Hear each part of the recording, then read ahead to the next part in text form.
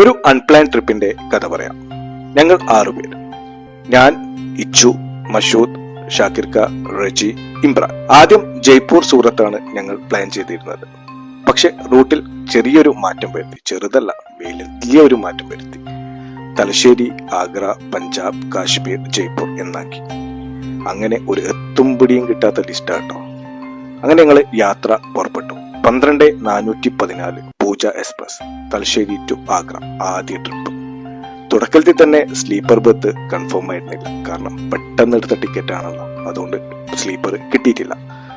Paper ticket ആയതുകൊണ്ട് sleeper കോച്ചിൽ പ്രവേശിക്കാനായി, അല്ലെങ്കിൽ ticket റദ്ദാകുമായിരുന്നു. TTRനോട് സംസാരിച്ച് ഞങ്ങൾ അങ്ങനെ ബർത്തൊക്കെ സെറ്റ് ചെയ്തു.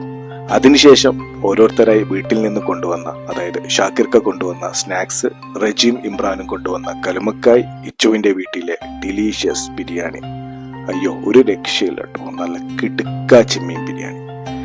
എല്ലാം ചേർന്ന് ആ രാത്രി ഒരു ഫുഡ് ഫെസ്റ്റിവൽ പോലെയായിരുന്നു. ആഗ്രയിലേക്ക് എത്താൻ ഏകദേശം ഇനിയും 1.5 ദിവസം വേണ്ടി വരും. അതുകൊണ്ട് ഡൊമിനോസ് ഒക്കെ കളിച്ച് പാട്ടൊക്കെ പാടി ഞങ്ങളെ ബർത്തും അടുത്തുള്ള ബർത്തും എല്ലാവരെയും കൂടി എന്റർടൈൻമെന്റ് ചെയ്ത് ഞങ്ങൾ ആ രാത്രി അവിടെ കഴിച്ചു.